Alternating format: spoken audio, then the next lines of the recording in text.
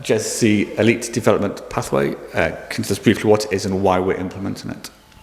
Yeah, I think it's an ambitious plan to try and raise the standard of everything we do, from giving opportunities to boys and girls across the whole county to enter the Lincoln City family, if you want, in a foundation programme that doesn't discriminate against ability is something for everybody.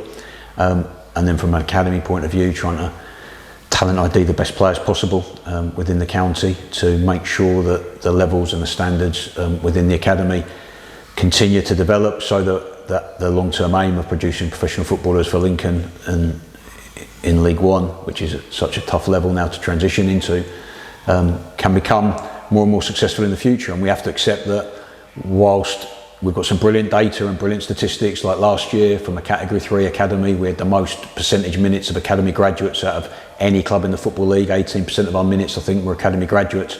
If we're being really honest with ourselves, Sean Rowan came from Ireland at 16. That door's been closed now with Brexit. Freddie Draper and Jovan Makama released by Derby, so their formative years were somewhere else, and they're not Lincolnshire kids. So our long-term aim of producing players that have come through the journey from 8 years old in the academy at the youngest age possible needs us to do something more than just tweak something that's been here for a while. So yeah, that's the start point. We've sat down, and I can go through with you the process, but lots of discussions with Foundation, with Martin Hickerton, with his staff, and the same with academy staff, just to say, instead of tweaking stuff, instead of trying to slightly add to what's been here already, how do we have a bit more blue sky thinking? How do we start again? How do we have a blank piece of paper? All those cliches, but with an ambition of something that the club can be really, really proud of, that can have a massive impact on the city and the county for kids playing football at all levels.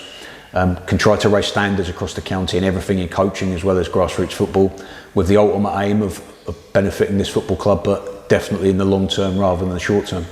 And it's really inclusive, so it's aimed at boys and girls, and we hope to have real benefit for coaching across the county as well. Yeah, so I think one of the faults is if you have programs that people inherit and they try and tweak or add to them, is it becomes really, really confusing to the general public. Like if you're a parent, you probably wouldn't have a clue what one development advanced centre is to a different elite development advanced centre. So we try to make it really, really simple. So Foundation will run football development programmes, open access, but then graded in terms of ability, so that kids play at the right level for their enjoyment and their development.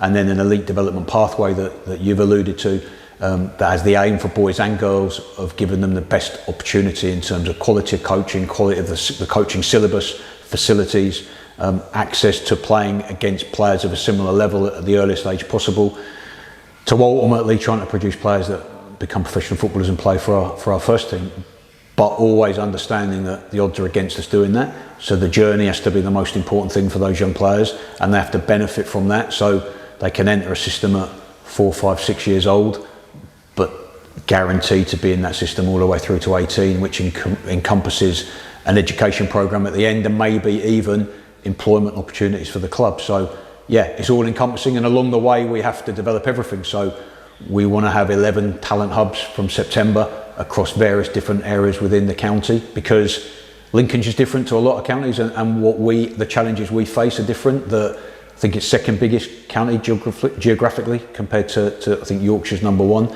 but much fewer population centres and much more rural. So the challenge of that is, actually in Lincolnshire you may miss some players. Can't say that often. In football now it's so saturated scouting, but to the east, the south and the north of the county that could happen. So we've got to stop that being a possibility and be much more proactive in how we look to identify young players. In the west it's a little bit different. You hit conurbations, you hit Nottingham, you hit Sheffield, and that's a different approach to how we might access players in those areas.